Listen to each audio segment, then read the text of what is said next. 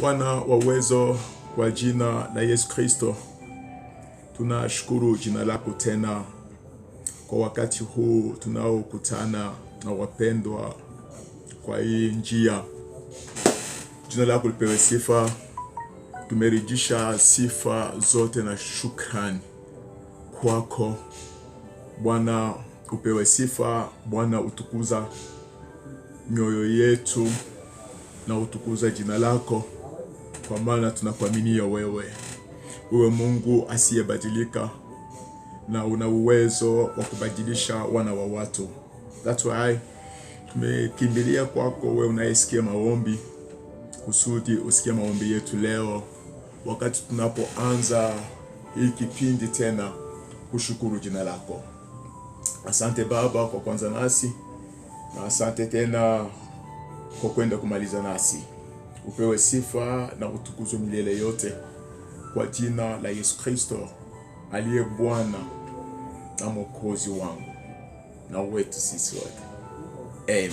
Wapendwa, jina la Bwana litukuzwe sana tena leo Tuesday, kama siku yetu ya kukutana kwa hii mtandao. Mungu akatupa nafasi mzuri sana ya kuonana na kuongea, na si kawaida yangu kabisa mimi kuongea mambo ya watu.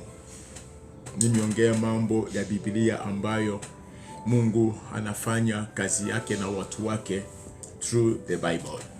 Bwana positive. Tumerudi hapo kwa kitabu chetu cha kila siku ambacho ni Psalms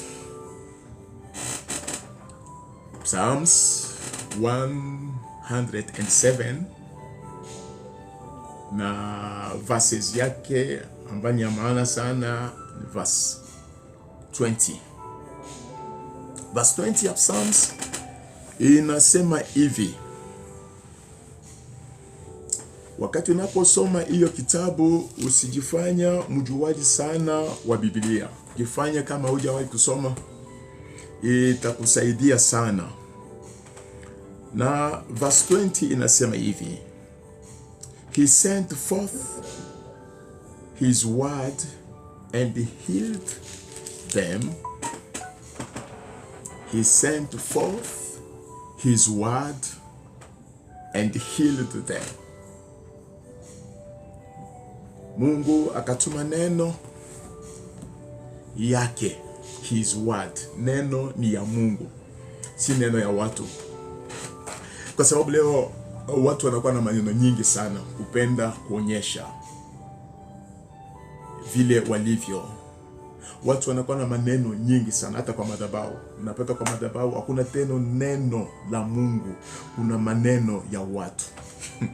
Maneno ya watu ni ya kupendeza watu, ya kusisimua watu, but hakuna uponyaji wowote wa moyo kwa maneno ya watu. Most of the time tukienda kanisani tunaenda kusikia maneno ya watu.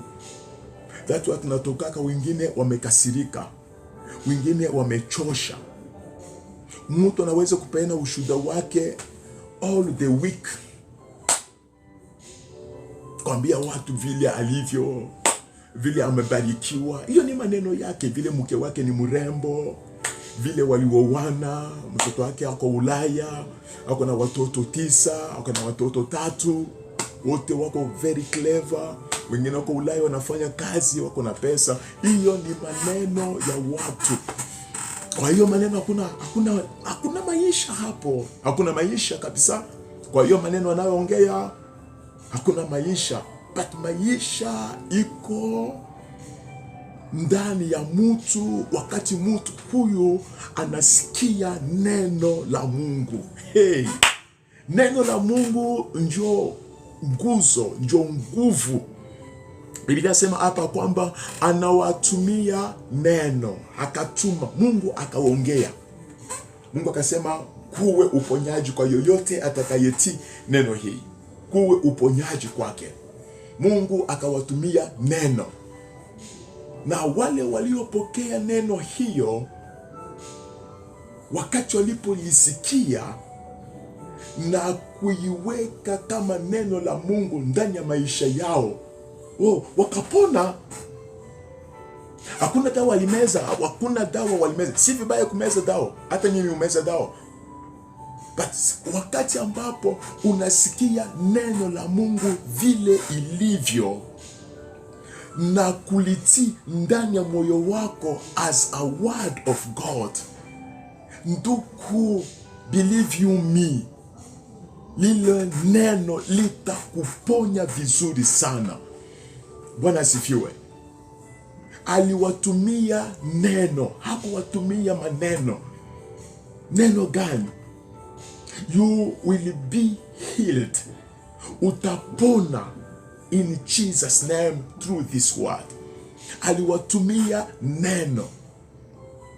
Hebrew chapter 4, Biblia inasema kwamba neno ili walilosikia, hata sisi pia tulilisikia, but neno walilosikia hawakuweka manane, hawakuweka imani, hawakulichanga na imani kusudi lipata fasi ndani mwao. Imani ni foundation ya uaminifu wetu through Christ Jesus.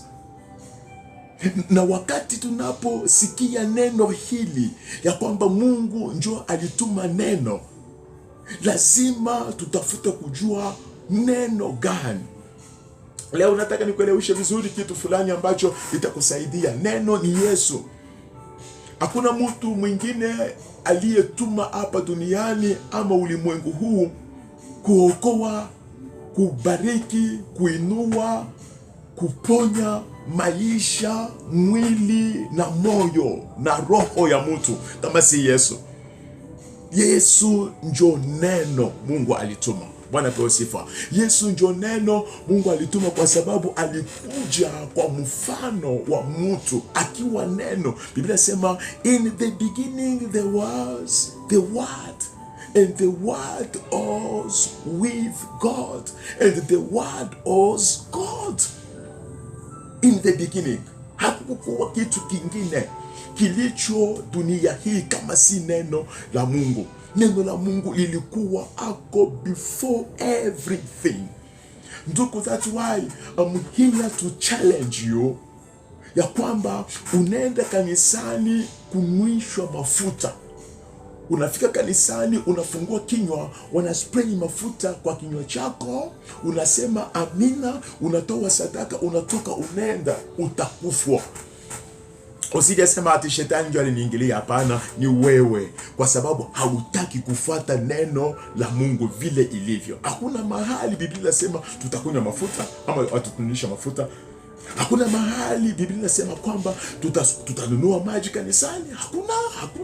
Hakuna mahali Biblia inasema tutanunua mawe kanisani, vifagio kanisani. Hakuna mahali Biblia inasema tutatembea na mataa mchana. Kama wenda basimu.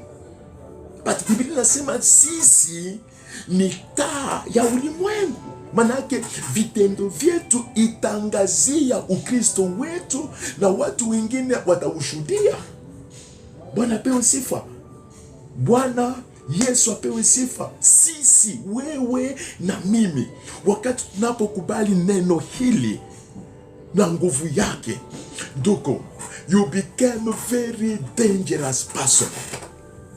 Why? Kwa sababu you have power to create something.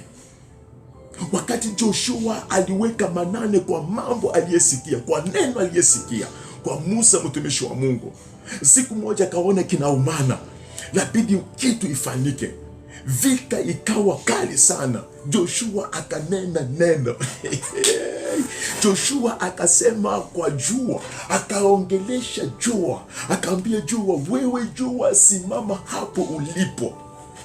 Why? A man full of the word of God, a man full of the Spirit of God, a man full of the power of God. He's a very, very dangerous man. Whatever come out from his mouth must create something new at the time he speaks about anything that must come true and physically, jua ikasimama. Kwa Joshua, jua ikasimama. Why? Kwa sababu alichukua neno akalimeza ndani mwake akakanda. Wakati unapochukua Yesu unamuweka ndani ya maisha yako, anatawala maisha yako, anaendeza maisha yako. Mungu huyu mwenye unaweka ndani mwako, chochote utakachosema mahali popote ni lazima ifanyike kwa ajili ya utukufu wa Mungu huyo. Bwana apewe sifa sana. Ndugu, usiende mahali waambiwa maneno. Mtu yote Mungu akimjalia neema anaweza kusafiri, anaweza kuingia kwa ndege, anaweza kuingia kwa meli, anaweza kuingia kwa gari, anaweza kufanya chochote. Tusiende kanisani kuambiwa vile tuko na magari, kuambiwa vile tuko watajiri. No, that is what is going on today in our churches. Ndani ya kanisa watu hawana tena na neno, watu wana maneno na vitu navyosemekana ndani ya kanisa ina discourage watu kwenda kanisani. Fanya searching zako, tembea kwa manyumba ya watu on Sunday, utapata wengi wa watu kwa nyumba. Why? Wamechoka kwenda kanisani. Kanisani hakuna kitu inawasaidia.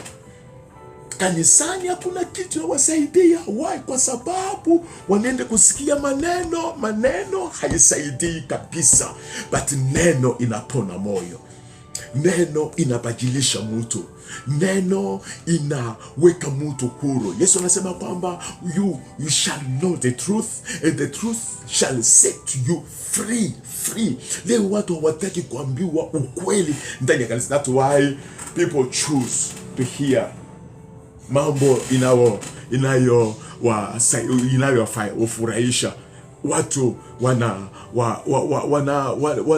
wanapenda kusikia mambo inayowapendeza, mambo inayofurahisha masikio yao. Timotheo anasema kwamba siku za mwisho watu watajichakulia wahubiri wao, ambapo watahubiri vitu vinavyopendeza masikio yao. Neno la Mungu inakujaka kucorrect mtu. Neno la Mungu inakujaka kubadilisha maisha ya mtu. Neno la Mungu inakujaka kuongezea mtu akili na hekima. Neno la Mungu. Ndugu, chukua neno la Mungu kama foundation ya maisha yako. Chukua neno la Mungu iwe neno ambalo litaongoza maisha yako. Daudi anasema, nalificha neno lako ndani ya maisha yangu kusudi nisikutendee makosa. Sikiza, wakati neno la Mungu liko ndani mwako, wakati Yesu ako ndani mwako, zambi itakuogopa, itatoroka. Hakuna zambi itasimama hapo. Wakati Yesu anaishi ndani mwako, wakati neno inaishi ndani mwako, zambi itakuogopa. Chochote utakachotamka itafanyika. Why? Kwa sababu you have God inside you. Vitu vilivyoumbwa havikuumbwa kwa njia fulani. Mungu alikuwa anatamka neno, anasema acha kuwe nuru, tena na utaratibu wote, acha kuwe nuru, na nuru ikawa. Biblia inasema hakuna hata neno moja lililotoka kwa kinywa chake Mungu ikabaki bila kabisa kufanikisha kitu. Mungu anasema ache kuwa hivi, inakuwa hivyo. Ache kuwa wanyama, inakuwa hivyo, kwa sababu ni neno. Bwana apewe sifa. Wakati neno itatawala moyo wako, wakati neno itaongoza maisha yako, let me tell you the truth, you became very dangerous. Very dangerous. Elijah, mtu kama sisi, na mwili huu na kichwa hii kama yangu kubwa hivi Elijah akaona Ahab analeta vita na kuchanganya watu. Leo watu wanachanganyikiwa kwa kanisa, mali ambapo tungesikia neno la Mungu. Ndugu, neno la Mungu, si maneno ya Mungu. Neno la Mungu linakujaka na nguvu ya ajabu sana. Hakuna mtu aliyefuata hiyo neno akabaki yule yule. Never. Yeyote aliyefuata hiyo neno ilimbadilisha kabisa. Elijah akaona watu wamechanganyikiwa, vile kanisa leo limechanganyikiwa. Elijah akaona watu hawasikii tena Mungu. Watu wanaanza kusikia watu. Hautasikia mtu anakuambia hapana, nimefuata ama nimesikia Mungu kuniambia. Mtu atakwambia kwamba pastor wangu, bishop wangu, vile majina yote. Mimi sijakataa kuwasikia, but sikiliza kwanza Mungu. Do you have time to hear God? Do you have time to hear God? You don't have that time. That's why unaanguka kwa vitu ambavyo hawezi kuanguka. Be strong. Be strong with the word of God. Be strong. Aliwatumia neno. He sent his word, and that word healed them.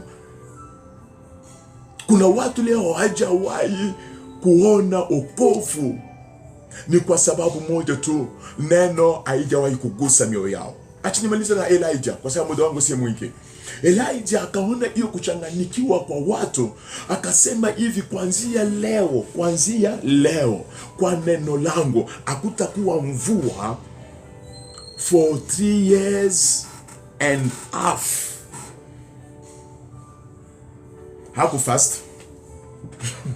Hakufast. Alisema tu kwa sababu ya kuonyesha Ahab ya kwamba kuna Mungu anayeishi ndani mwangu. And that word come from my inside. That is not my word. That is God who speak from me. Kuanzia leo hakutakuwa mvua. Kama bado sijasema mvua inyeshe, haitanyesha for 3 years and half. Na Mungu akasikia that word, akaiconfirm. Mvua ikahama dunia yote, mvua ikahama. Kuna mahali mvua ilikuwa inanyesha, na aliweka akasema, kama sijaongea hakuna mvua. Manake anayeishi na Yesu ndani mwake hakuna hiyo nguvu ya kubadilisha vitu na maisha ya watu. Leo tunang'ang'ania watu kwa nguvu, naye ataka kuokoka, naye ataka kuokoka, naye anataka kuokoka. No, that is not our duty. Our duty as a Christian and preacher, let's preach the word of God as it is. Na watu wenyewe watamua. Sisi tuuliza watu. Nduko, acha nikwambie hata hiyo maombi ulifanya bwana. Acha nikwambie, unyambie 3,000 people waliokoka wakati wa Peter. Walisikia nini? Walisikia maneno ama neno? Walisikia neno. Hakuna mahali Peter alifanya introduction ya mke wake. Hakuna mahali Peter alifanya introduction ya somo lake. Hakuna mahali Peter alifanya introduction ya familia yake. Hakuna mahali Peter alifanya introduction ya vile alivyo. No, alianza na wao ukweli wote. Ndugu, kama kuna kitu inasumbua watu ni ukweli. Ni ukweli. Ukweli inasumbua, mtu mwingine anaweza kukasirika. That's why Wafarisayo hawakumtaka Yesu, kwa sababu ya ukweli. Neno la ukweli halipo leo, halipo kabisa, lilihama kwa makanisa na kwa vinywa vya wachungaji, kwa vinywa vya wahubiri. Kila mtu anataka ajitangaze mwenyewe. 3,000. Hakuna mhubiri aliyehubiri kwa crusade yake watu 3,000 wakaokoka. Never. Hata 100 hakuna. Ni wale tu wanaangukaka. Wameshazoea kuanguka. Ndio wale. Alianguka leo kwa huyu mhubiri, alikuja ataanguka kesho kwa yule mhubiri mwingine, akaenda kanisani fulani ataanguka tena. Na kuanguka si kubadilika. Sio, kumbuka what happened when Jesus asked them, mnatafuta nani? Wakamwambia tunatafuta Yesu wa Nazareti. Okay? Walisimama, walianguka mbele ya neno ya ukweli. Inatingiza moyo. Mbele ya neno ya ukweli inatingiza mwili. Mbele ya neno ya ukweli inatingiza akili. Hata spiritu yako lazima kabisa itingishwa. Walianguka wote. Walipoamuka hawakubadilisha nia zao za kumshika Yesu. Nia ikabaki hiyo hiyo, wakamshika wakaenda na yeye, but walianguka. Unaona hapo, Peter hakuuliza nani anataka kuokoka. That is not our duty. Our duty is to preach the true word of God, the powerful word of God. The word is so much powerful. I don't know which word to put there. Is it so powerful, much powerful? I don't know, but you can help me. Neno ina nguvu sana.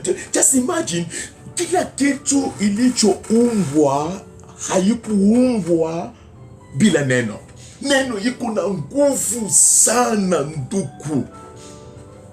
Wakasikia neno, Biblia sema na mioyo yao ikaguswa. Leo kanisani tukingependa kugusa watu na neno, hatuna neno.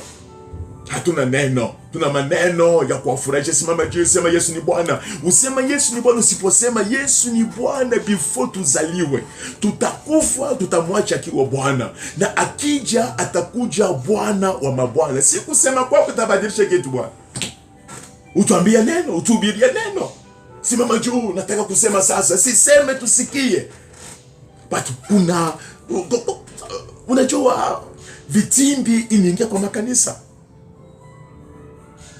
Hawana neno iliisha. Kwao Biblia imeshaisha. Ndio kwa maana unaona wanatafuta, tusoma hapa, tuenda huko, tusoma huko. Na verses hiyo moja inaweza kutupeleka sana if you are under the anointing of Jesus Christ.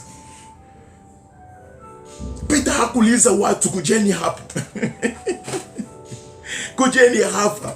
Semeni hivi, Bwana Yesu, vuta jina langu kwa kitabu ya maiti, andika jina langu kwa kitabu ya uzima. Wewe uliona jina lako kwa kitabu ya maiti? No. Biblia sema mioyo yao ikaguswa.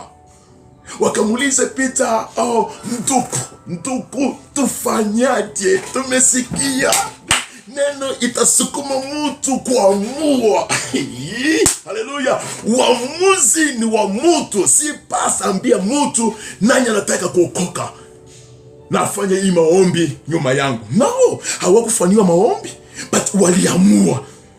That's why unaona leo huyu anaenda leo kwa hii kanisa, anasema naye anataka kuokoka, anaokoka tena. Anaokoka tena. Anaenda kwa kanisa nyingine, anaye anataka kuokoka, anaokoka tena. First of all, wanatafutaka mahali kuna chai. Mahali kuna chai, wataokoka sana na soda. Kwa hiyo kanisa hao tulipokelewa vizuri sana. Tukakunywa hata chai, kuna chai niligonga vikombe vitatu. Wasikiza, atatoka hapo next Sunday anaenda kwa kanisa nyingine, anaenda kuokoka tena. Why? Kwa sababu hakupata neno ya kubadilisha, ya kugusa, ya kutingiza moyo wake. Hakupata. Alipata maneno ya pastor, alipata maneno ya nabii, alipata maneno ya kumwambia naona shetani. When we have God inside us, there is no store, there is no place for the Satan to enter in us and reign. No, the word will reign forever and ever. Amen. Hallelujah. Akatuma neno. Wakati neno hili litakufikia, fikiria about what you heard. What you heard, what is in your mind and spirit. If this word will convince you, oh dear, change your way. Yohana Mbatizaji alituma kama neno. Asema mimi ni neno, ni sauti inayolalamika, tengenezeni njia ya Bwana. Hakuwa na mahubiri ingine. Watu wakasikia, wakaanza kutubu kwake. Neno la Mungu la ukweli litasukuma mtu kutubu. Neno la Mungu la ukweli litaponya moyo wa mtu. Neno la Mungu la ukweli litaleta ujasiri kwa imani ya mtu. Neno la Mungu la ukweli litasaidia mtu kuchukia dhambi. Neno la Mungu la ukweli litasukuma mtu kupenda jirani wake. Neno la Mungu la ukweli litafanya mtu atembea kwa mwangaza wa Roho Mtakatifu. Neno la Mungu la ukweli litafanya mtu asikia wimbo mpya. Hata nyimbo zetu leo haitukuza Mungu. Kanyanga shetani, kanyanga. Wewe unaweza kanyanga shetani? Wewe unaweza kanyanga shetani? Tunatoka kanisani miguu yote inaumwa, tulikanyanga shetani, but still sisi ni waongo. Tulikanyanga shetani, sisi ni washarati. Tulikanyanga shetani, still sisi ni waizi. Tulikanyanga kabisa. Tena naambia mtu leo nilikanyanga hata kwa kichwa. Wewe uliona kichwa yake? That's why this word is for you and me.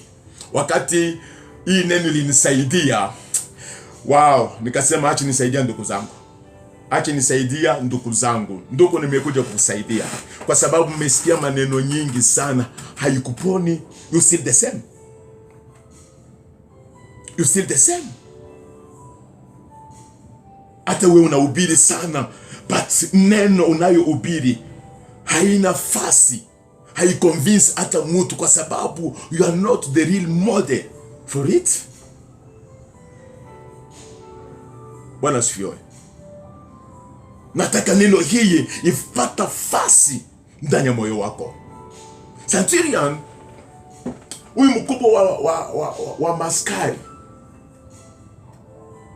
alikuwa na mfanyakazi wake ni mgonjwa. Si alikuwa mgonjwa, alikuwa na mfanyakazi wake ni mgonjwa. Akaendea Yesu akamwambia, mfanyakazi wangu ni mgonjwa. Sasa akamtenda basi kwa hai. Kamwambia Yesu, hapana, wewe ufika kwangu, sistahili wewe uingie kwa nyumba yangu, sistahili kabisa, kwa sababu mimi ni mkubwa. Kuna watu under my authority. Naweza kutuma huyu, namwambia nenda fanya hivi, anenda. Natuma mwingine, kuja fanya hivi, anafanya. Whatever I ask them to do, they do it properly. But wewe kuja kwa say a word. This man believe the word of God through Jesus Christ. Say a word and my servant will be healed. Yesu akashtuka. Sijawahi kuona imani kama hii. Nduka, una imani na neno la Mungu, una imani na maneno. That's why ukiamka asubuhi ukisikia shingo inaenda hivi, mara moja unajijazia hii ni malaria. Who told you? Why? Kwa sababu ulisikia watu. Masikio yako unawekea watu. Acha Mungu akusaidia leo. Moyo wako utapona na utaona Mungu wangu mwenye neno hii anakutumia neno ambaye ni Yesu. Anakuja kwako, anabisha mlango wako saa hii saa 3, anabisha mlango wako, asema unifungulie niingie. Fungua moyo wako saa hii, fungua moyo wako, fungua moyo wako, fungua moyo wako. Neno leo liingie kwa moyo wako, ligusa moyo wako. Umesikia watu haujasaidika, umesikia mambo nyingi haitakusaidia, inakulet down, but this word haitakulet down. Utasimama, utakuwa strong, utakuwa strong as I am. Utakuwa strong, physically strong, spiritually strong, financially strong, na heshima yako itarudi. Ndio kwa sababu napenda neno la Mungu. Daudi anasema vile nilivyokuambia, na lificha neno lako ndani ya moyo wangu kusudi nikusikutende. Wakati neno liko ndani mwako, wakati Yesu anaishi ndani mwako, hautatenda zambi. Zambi itakimbia that God presence in you. Shika neno. Mungu akubariki sana. Tukutana tena next week masaa kama haya, na hiyo topic yetu the power of the word of God. Acha nikuombea. Wewe ni mgonjwa, weka mikono yako, uniangalie vizuri sana. Bwana anatangaza uponyaji kwa msikilizi mwenye linanisikiza. Natangaza uponyaji wa moyo, uponyaji wa roho, uponyaji wa kazi, uponyaji wa familia yake, uponyaji wa kila kitu ambacho haiko sawa kwa maisha yake. Natangaza uponyaji huo. Kama ni mwimbaji, Mungu umupone. Kama ni mhubiri, Mungu umupone. Mungu wa uwezo, kwa hii neno natangaza baraka kwa nchi yetu yote. Yeyote atakayesikia hiyo neno popote alipo, acha muujiza imufate na aona maishara na mabadiliko kwa maisha yake. Kama ni mhubiri, acha rudi kwa Biblia, acha maneno mengi, ahubiri neno ambayo itasaidia watu. Bwana, nakushukuru sana kwa siku kama hii. Si kwa nguvu yangu ama ujuzi wangu, ni kwa neema yako. Mungu, bila hiyo neema, sijui ningekuwa wapi, but neema yako imetosha. That's why unanipa na hiyo wakati wa kuongea na wapendwa, kuwaonyesha. Walisahau kusikia neno lako, wakaenda kusikia maneno ya watu. Leo wamechanganyikiwa, wamechoka kwenda kanisani. Bwana uwezo, inua mioyo yao tena, inua maisha yao tena, wakufuate wewe na wakufurahisha wewe. Bwana, asante sana kwa wakati kama huu. Asante sana kwa kuwaponya mioyo. Mwenye anataka kuniona, anaweza kuniona through this word. Bwana, acha utukufu wako ushuke na udhihirishe kwa kila mmoja wetu. Wagonjwa wote, wale wanaogonjeka mioyo, acha hilo neno liponya mioyo yao kwa jina la Yesu Kristo. Bwana, asante sana. Sifa na shukrani zirudi kwako milele yote. Ni kwa jina kuu la Yesu Kristo naomba na kuamini. Amen. Amen.